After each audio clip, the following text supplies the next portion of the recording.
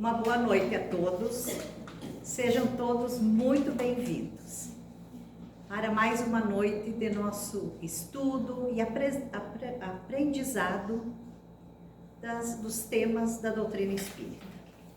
Então, para nós iniciarmos os trabalhos da noite de hoje, a nossa mensagem inicial diz assim para nós: veja as coisas na posição certa.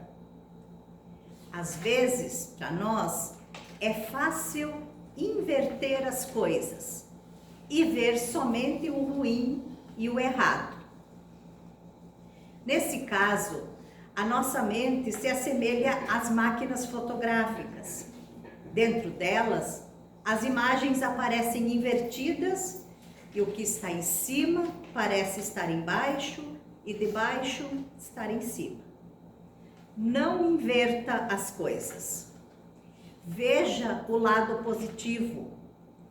Note nos acontecimentos algo que ensina. Nas ações, uma ação de bem. No trabalho, o proveito. Na religião, o ganho de tempo. Nas coisas materiais, algo secundário. E em Deus, sempre o principal.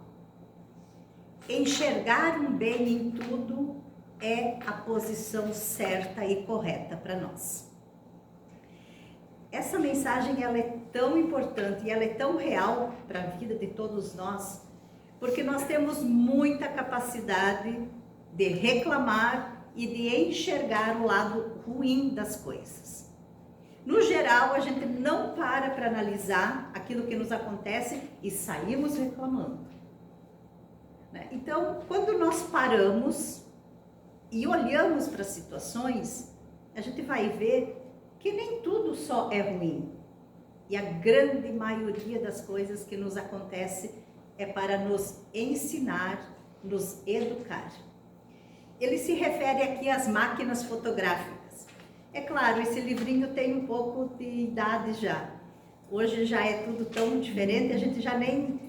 Tem muita gente aqui que nem conheceu aquelas máquinas, né? Um rolo de filme que tu batia uma foto, mandava revelar, tinha que ficar esperando. Hoje é tudo instantâneo. Eu quero ver na hora. Se não tá bom, deleta, bate outra, tira outra, enfim. Como as coisas evoluíram pensando nisso. Então, tudo aquilo que é material, o digital evoluiu muito, mas nós, a nossa parte moral, a nossa parte de ainda reclamar, ver o lado ruim das coisas, ainda é muito forte em nós, ainda é muito antigo em nós. Então, nós não estamos acompanhando a era digital na nossa era moral. Então, que a gente saiba, analise isso e veja que as coisas acontecem para o nosso bem, não só para o nosso mal. Então, com essa mensagem, que já nos traz algo para pensar, eu convido aos irmãos para que nesse momento nós elevemos o nosso pensamento a Deus, ao nosso Mestre Jesus, aos espíritos de luz trabalhadores desta casa, e peçamos que eles nos intuam, nos abençoem, para que nós possamos compreender a mensagem da noite de hoje e possamos compreender também que tudo aquilo que nos acontece nos ensina e nos educa.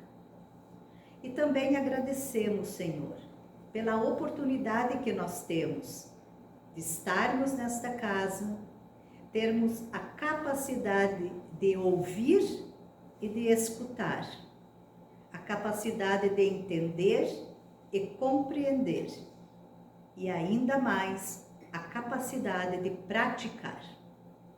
Então, com esse sentimento de gratidão, te pedimos, Senhor, que fique conosco, agora e sempre. Que assim seja. E então, para trazer a mensagem da noite de hoje, o seu Exauri, mais uma vez, está aqui conosco. Seja muito bem-vindo. O seu Exauri dispensa já apresentações, né? Ele já esteve algumas vezes aqui na nossa casa e sempre que vem é bem-vindo. O seu Exauri, que é lá do Centro Espírita Bezerra de Menezes, de Cruz Alta, e está presidente da União Municipal Espírita, o CRE 8 de Cruz Alta. Então, seu Exauri, por favor, fique à vontade.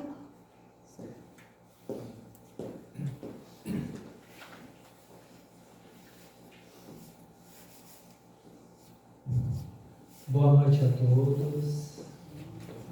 Obrigado, Leonara, pela acolhida. Agradecemos mais uma vez por estarmos aqui fazendo esse intercâmbio entre as casas espíritas da Cruz Alta, da União Municipal Espírita, que não deveria se chamar municipal porque é regional, né?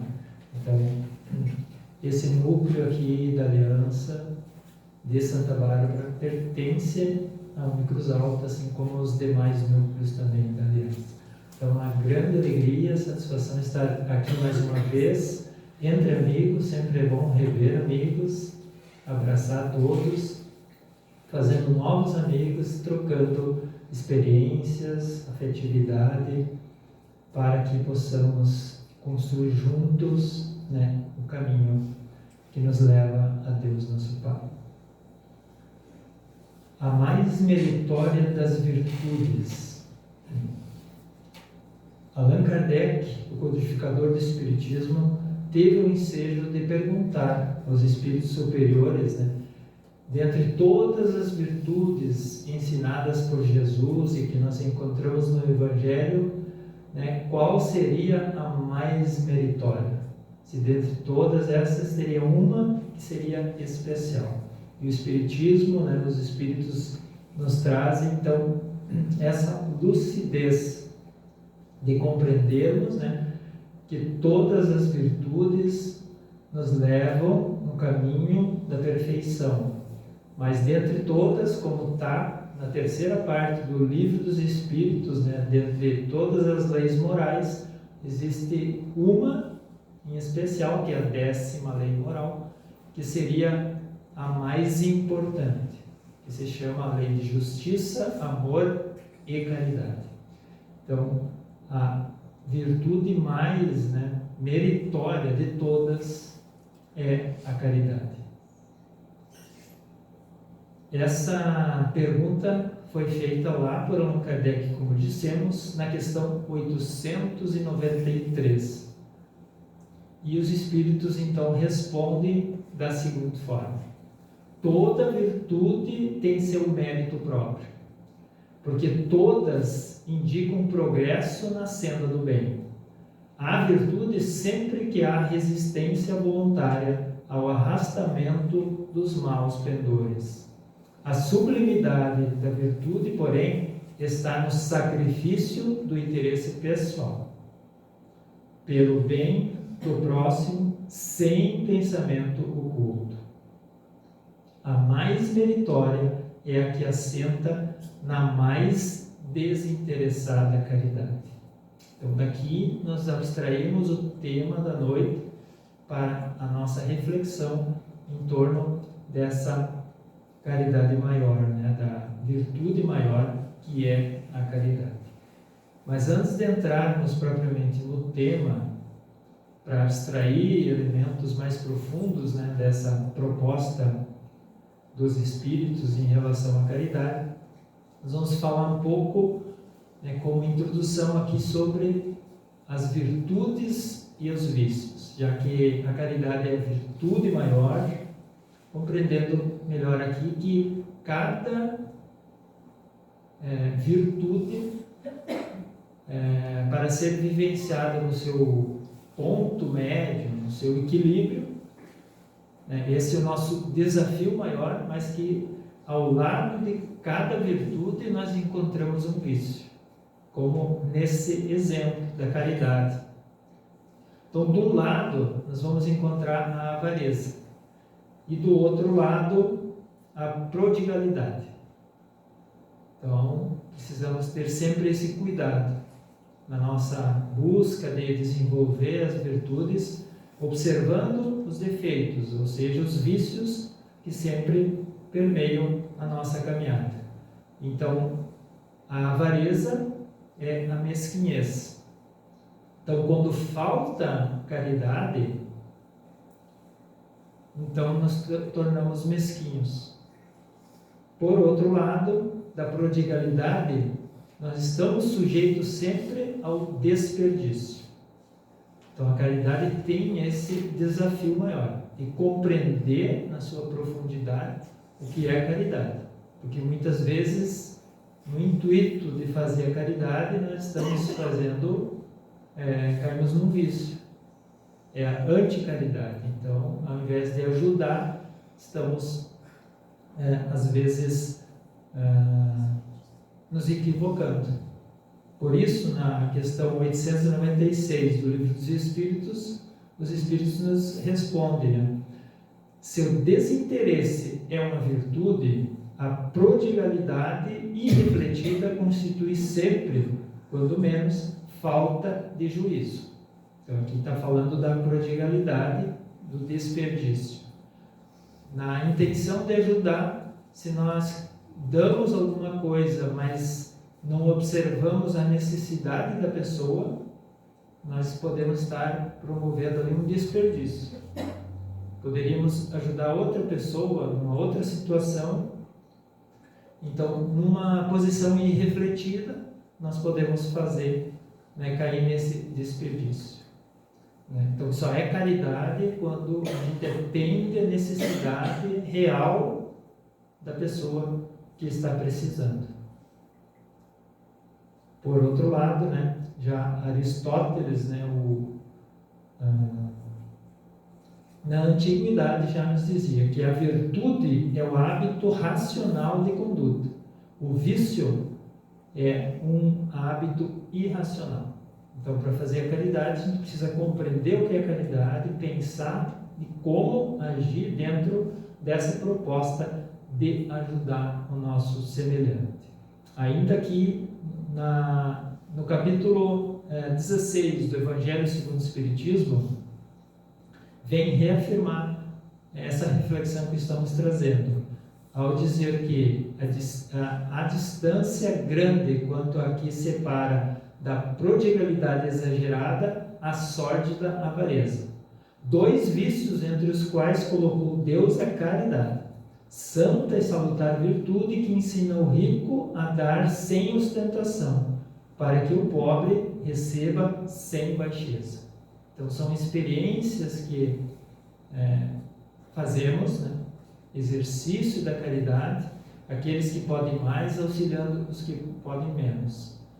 Então, a gente vai compreender por quê, às vezes a gente se pergunta assim, por que Deus permite que hajam ricos e pobres? Por que não seria melhor distribuir a renda por igual, que todos tivessem, é até um sonho de alguns de nós, pensar assim, se a riqueza fosse distribuída de igual para com todos, não teria nem ricos nem pobres, teria um equilíbrio. Claro que isso é um sonho, porque isso não é possível, Os Espíritos nos afirmam isso. Que um dia depois, se houvesse essa distribuição de renda por igual, no dia seguinte já haveria desequilíbrio. Porque as pessoas que são mais previdentes, são mais, cuidam mais dos seus haveres e assim por diante. Então, por quê? Porque todos nós temos aptidões diferentes. Então, é natural que seja assim. Mas aqui um exercício da caridade são oportunidades que temos, aqueles que podem mais ajudam aqueles que têm menos. E se compreendemos a lei da reencarnação, talvez numa existência, na próxima existência, esses papéis podem se inverter, para que todos passemos pelas mesmas experiências, pelas mesmas oportunidades de aprendizado. Então, como dissemos, vícios e virtudes há muitos. Se nós compreendemos que há mais, do lado de cada virtude há um vício, a gente vai vendo aqui que há muitas virtudes, mas há também muitos vícios. E no mundo em que nós vivemos, esse é o nosso grande desafio, de identificar, né, os vícios para eliminar os vícios e criar o hábito, os bons hábitos para tornar aquilo uma virtude. Porque toda virtude nos ilumina, como está mostrando aqui. Então, cada virtude nos eleva, nos aproxima de Deus, nos dá luz interior. Os vícios, ao contrário, nos deixam na sombra, na escuridão, né? Então, devem ser eliminados. Então, não há como enumerar tantos vícios e tantas virtudes. Todo ato bom, tudo aquilo que procuramos fazer de bem e melhor, são virtudes, e poderíamos ficar aqui horas enumerando virtudes para o nosso aprendizado. Voltando à questão 893 do Livro dos Espíritos, nós vamos abstrair alguns elementos que estão aqui grifados para a nossa melhor compreensão. Como diz, o texto dos Espíritos Superiores, há resistência voluntária ao arrastamento dos maus pendores. A sublimidade da virtude, porém, está no sacrifício do interesse pessoal, pelo bem do próximo, sem pensamento oculto. Então, na tentativa de fazermos o bem, ou seja, a caridade verdadeira, ela não pode ter nenhum tipo de interesse. Se tivermos um pensamento oculto, se vamos ajudar alguém e tivermos pensando em algum resultado para nós mesmos, algum interesse ali, mesmo que seja oculto, mesmo que a gente não diga para alguém, já não é mais a legítima e a verdadeira caridade. Porque ela assenta, está na mais meritória, é a que assenta na mais desinteressada caridade. Então, na caridade, não pode ter nenhum interesse. Se a gente vai fazer a caridade para tirar uma foto e colocar nas redes sociais, já não é mais a verdadeira caridade. Se a gente vai ajudar alguém ou fazer alguma coisa esperando voto ou qualquer coisa desse tipo, já não é mais a verdadeira caridade como ensinada aqui pelos Espíritos Superiores. Por isso que na questão 886, na sequência aqui, então, Allan Kardec vai perguntar qual o verdadeiro sentido da palavra caridade. Como a entendia Jesus. Então, na pergunta, já podemos verificar duas coisas. Ele pergunta como a entendia Jesus. E ele começa a pergunta assim: qual o verdadeiro sentido? Subentende-se, portanto, que há um sentido que não é o verdadeiro. Talvez muitas vezes possamos estar equivocados no que é caridade.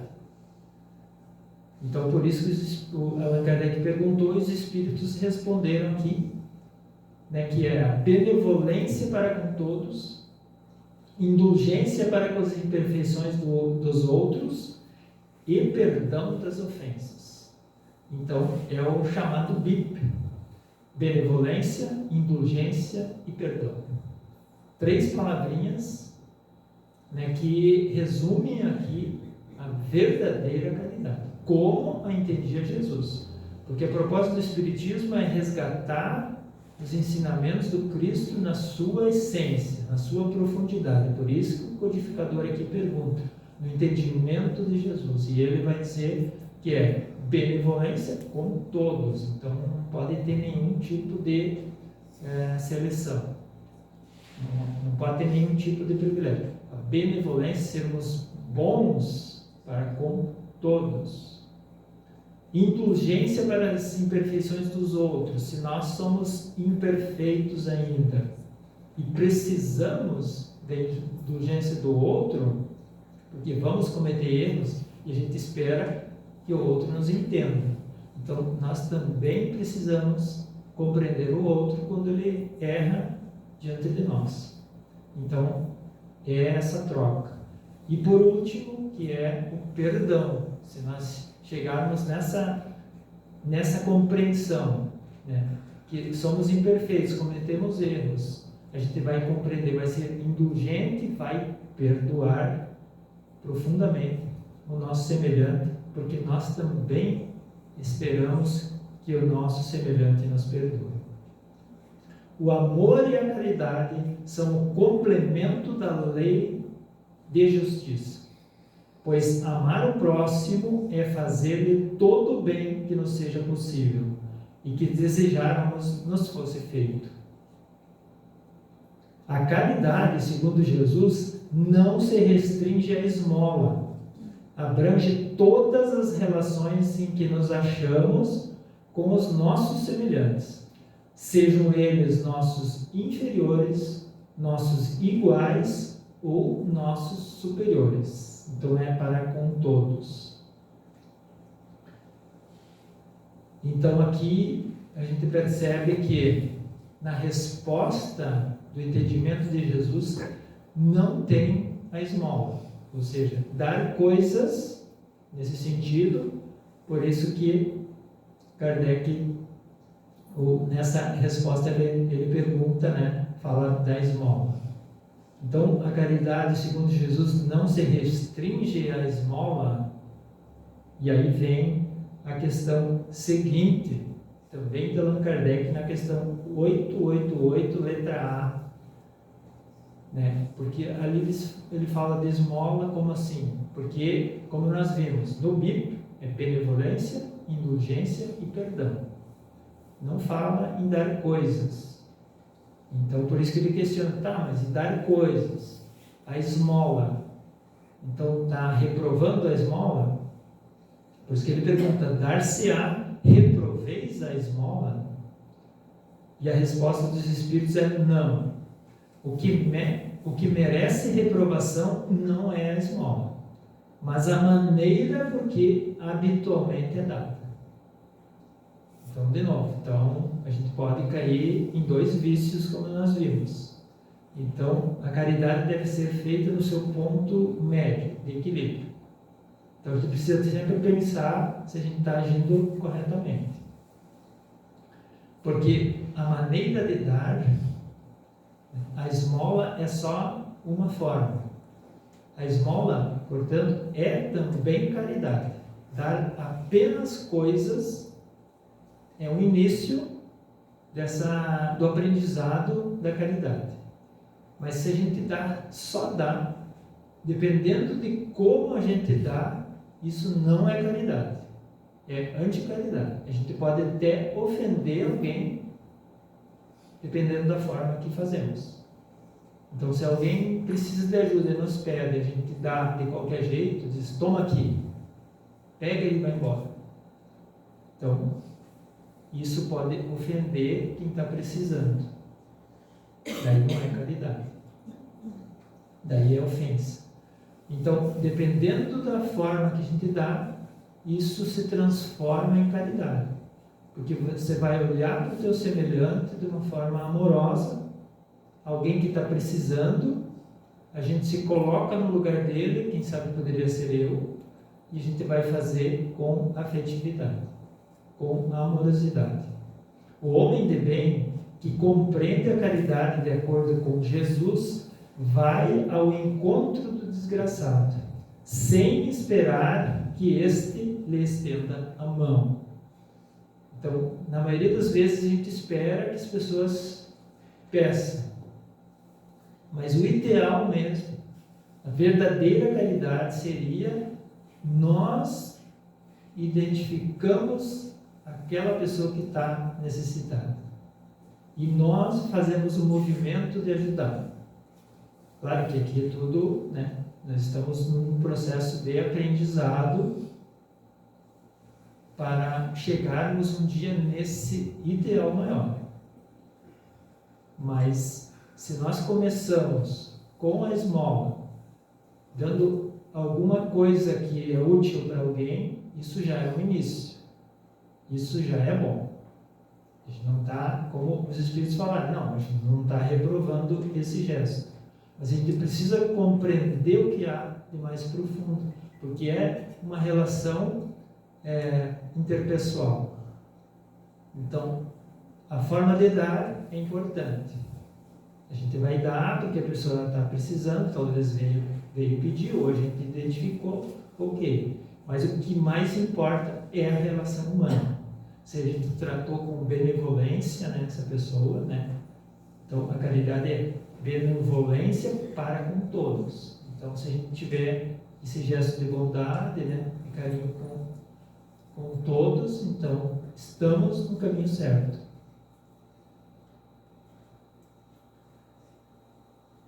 Então, o Evangelho segundo o Espiritismo nos traz, né, um exemplo que nós julgamos talvez seja o melhor exemplo, né, que está no capítulo 13 do Evangelho segundo o Espiritismo, no item 4, que se chama Os Infortúnios Ocultos, que é aquele caso que relata de uma senhora, de uma distinta senhora, era uma pessoa de classe média alta, e que em determinados dias saía da sua residência, pegava a sua charrua para ir para um bairro onde tinha uma família necessitada. E ao ir até lá, ela levava a sua filha para que acompanhasse. E chegando lá, ela era recebida com muita alegria. Então, o primeiro contato não era levando coisas, ela levava mantimentos, mas já não chegava, né, e oferecendo os mantimentos. O primeiro exercício era de afetividade. Ela relata o texto que ela era conhecida pelaquela família. Eles tinham uma relação humana, então era uma alegria quando ela chegava, porque daí eles conversavam, trocavam informações e, claro, deixavam os mantimentos, roupas, alimentos. E em dado momento, a filha também quis dar alguma coisa para as crianças daquela família. E a mãe pergunta para a filha: mas filha, o que você tem para dar? Porque para dar alguma coisa tem que tirar alguma coisa de nós.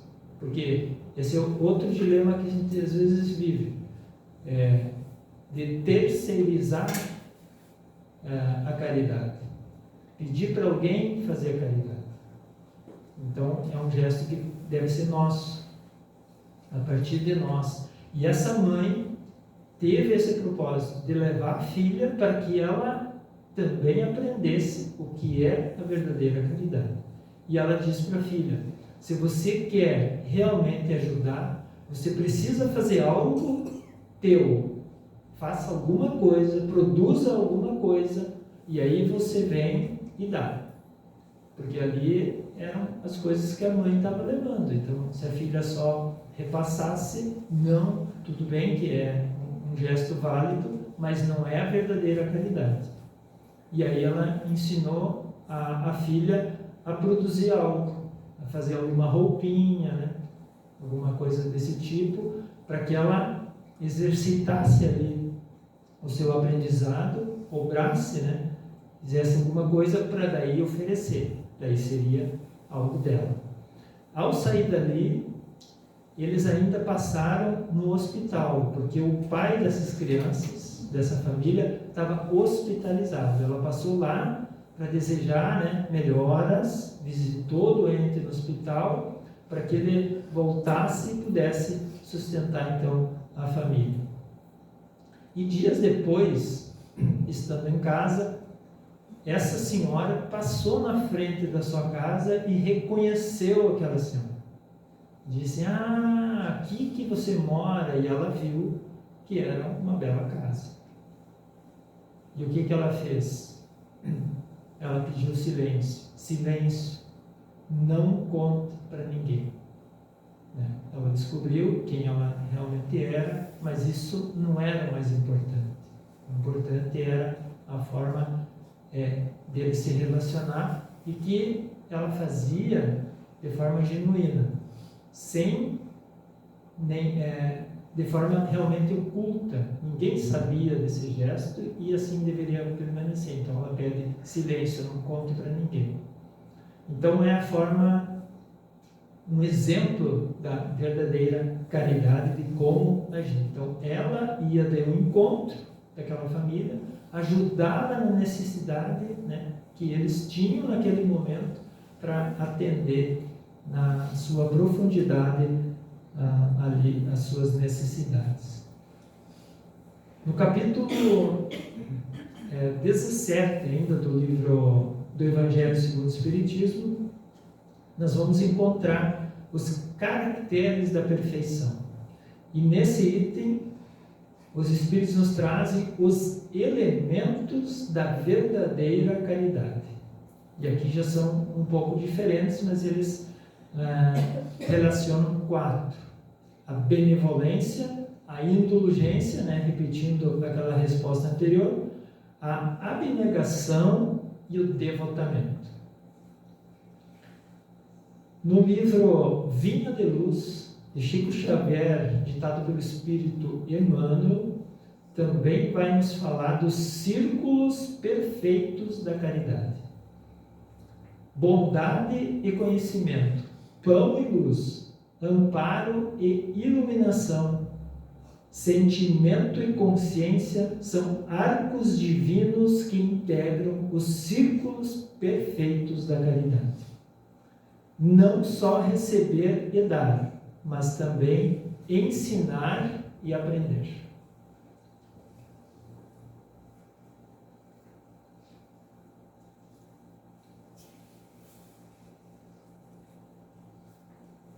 E aqui, nas instruções dos Espíritos, em todo o Evangelho segundo o Espiritismo, assim como no Livro dos Espíritos, a gente vai encontrar muitas passagens sobre a caridade, porque é o lema maior do Espiritismo: fora da caridade não há salvação.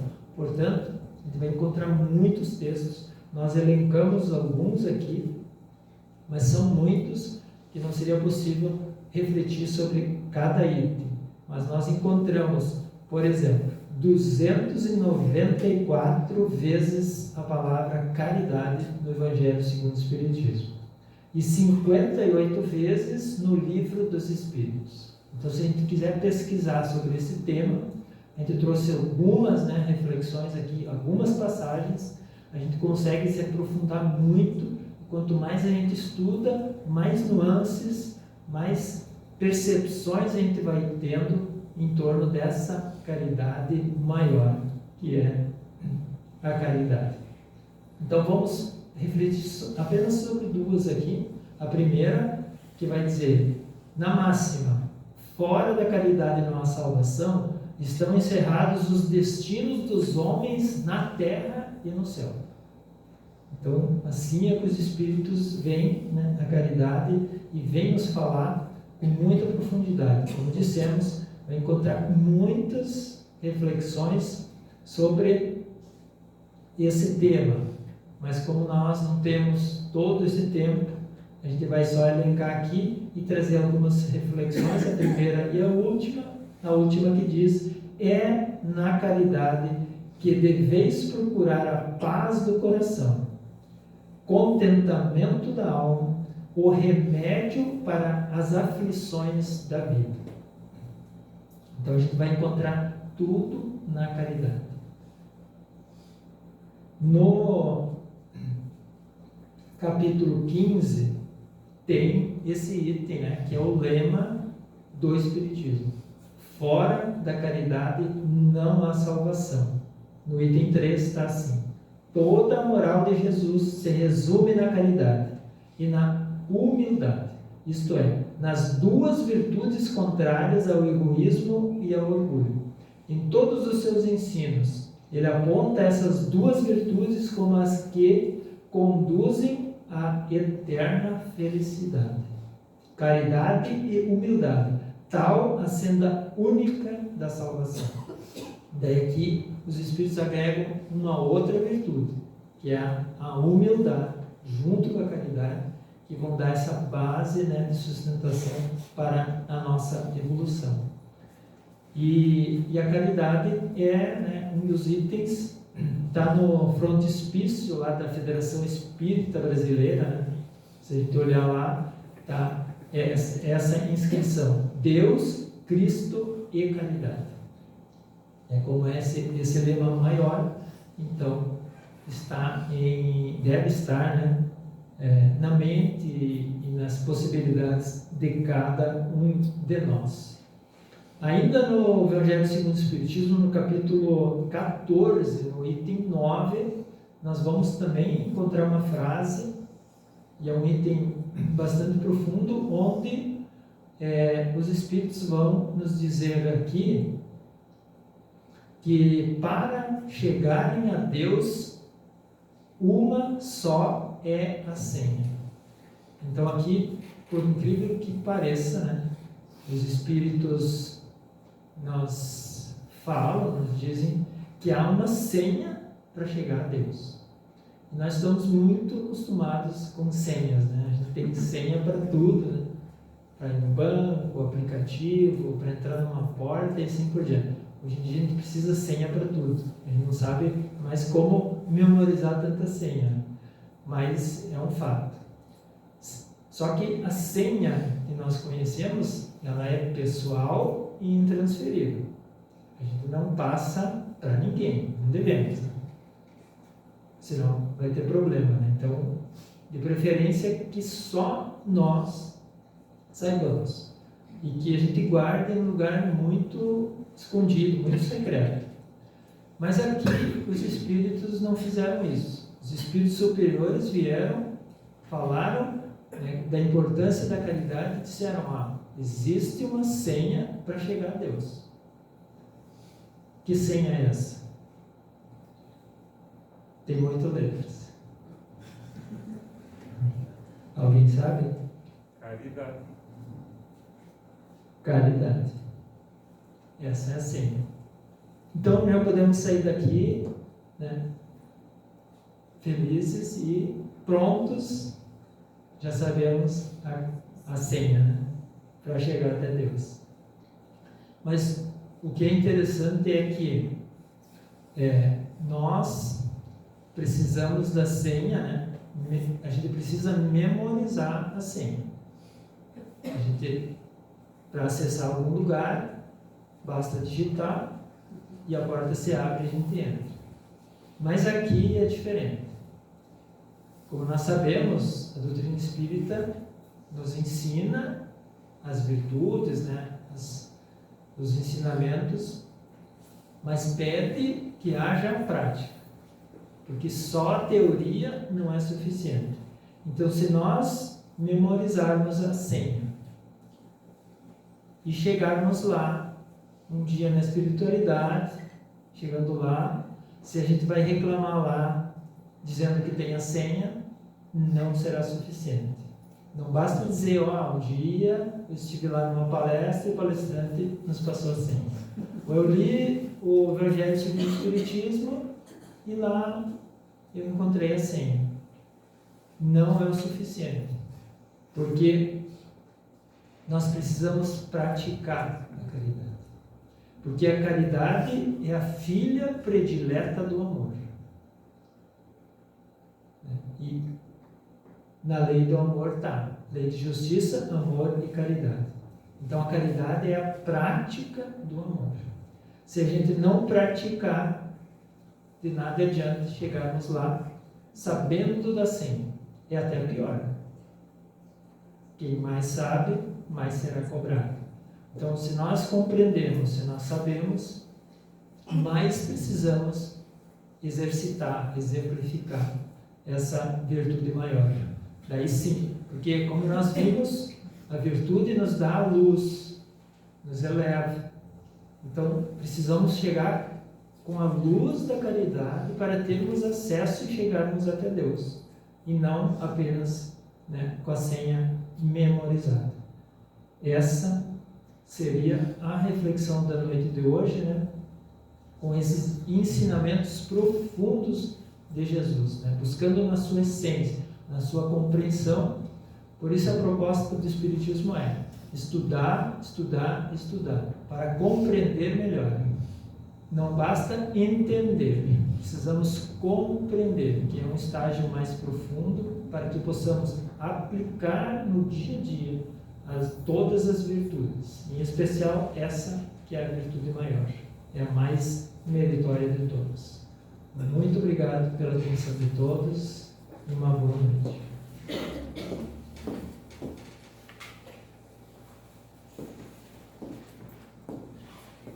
Agradecemos então pela mensagem que o Esauri nos trouxe, pelo aprendizado e o conhecimento da noite de hoje. E que fique para nós como um resumo, uma chave de tudo isso, uma senha, que nós precisamos ter equilíbrio com aquilo que nós aprendemos e com aquilo que nós praticamos. A caridade, ela é, de inúmeras maneiras ela pode ser feita. Nós podemos fazer a caridade material, sim, porque existem pessoas que em algum momento ela precisa de comida e remédio, a pessoa está lá morrendo de fome ou doente e eu vou dizer, senta aqui, vamos fazer uma prece. Naquele momento ela precisa de alimento, ela precisa de remédio. Em outros momentos ela vai precisar sim que eu empreste os meus ouvidos. Em outro momento ela precisa do meu tempo. Então a caridade ela é muito ampla, mas ela deve e precisa ser praticada. Então que nós saiamos daqui com essa intenção de praticar a caridade com equilíbrio e sabendo que nós precisamos ser caridosos conosco e com o outro. Então, mais uma vez, muito obrigada pela mensagem. E agora eu convido a todos, então, para nós fazermos a prece final e depois passarmos para os passes. Então, te agradecemos, Senhor, pela oportunidade que tivemos de aprender um pouco mais sobre a tua mensagem de amor. Compreender que a caridade precisa e deve ser praticada e que nós possamos fazer com carinho, com desprendimento, com serenidade, sem magoar, sem ofender. Que possamos ajudar e auxiliar a todos que precisam da maneira que precisarem. Que sejamos caridosos com os outros e conosco mesmos. Te agradecemos, Senhor, pelas oportunidades e que nós saibamos aproveitá-las. Te pedimos ainda que fluidifique a nossa água, abençoe e intua os passistas e abençoai a cada um de nós, encarnados e desencarnados aqui presentes, que possamos sair daqui fortalecidos na tua luz e na tua bênção de amor. Fica conosco, Senhor, agora e sempre. Que assim seja. Então, nós convidamos